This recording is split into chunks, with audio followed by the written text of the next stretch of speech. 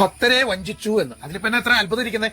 ബഹുമാനപ്പെട്ട ദേവസ്വം വകുപ്പ് മന്ത്രി, അങ്ങ് അറിയാതെയാണോ അങ്ങയുടെ വകുപ്പ് വാദിസ്ഥാനത്ത് നിൽക്കുന്ന ഒരു കേസിൽ പ്രതിസ്ഥാനത്ത് നിൽക്കുന്ന ഒരു സ്ഥാപനത്തിന്റെ അഭിഭാഷകനെ, അതും ഈ കേസിൽ ഏറ്റവും നിർണായകമായ പങ്കുവഹിച്ച സ്മാർട്ട് ക്രിയേഷൻസ് ഏറ്റവും ഗുരുതരമായ കുറ്റകൃത്യം ചെയ്തുവെന്ന് കോടതി സംശയിക്കുന്ന, SIT സംശയിക്കുന്ന, ജയിലിലടച്ചിരുന്ന ഭണ്ഡാരിക്ക് വേണ്ടി ഹാജരായ KB പ്രദീപ് എന്ന അഭിഭാഷകനെ ദേവസ്വം വകുപ്പിന് വേണ്ടി ഗവൺമെന്റ് സ്പെഷ്യൽ ക്ലീനറായി നിയമിച്ചത് ബഹുമാനപ്പെട്ട ദേവസ്വം വകുപ്പ് മന്ത്രി അറിഞ്ഞിട്ടില്ലേ?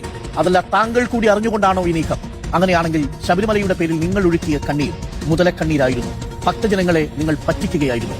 ഇനി ദേവസ്വം ബോർഡിന് വേണ്ടി ഹാജരാകുന്നത് ഇതുവരെയും സ്വർണ്ണക്കൊള്ള കേസിൽ പ്രതിസ്ഥാനത്ത് നിന്നിരുന്ന ഒരു സ്ഥാപനത്തിന്റെ അഭിഭാഷകനാണ് എന്നുള്ളത് ഒരു കോൺഫ്ലിക്ട് ഓഫ് ഇന്ററസ്റ്റ് അല്ലേ?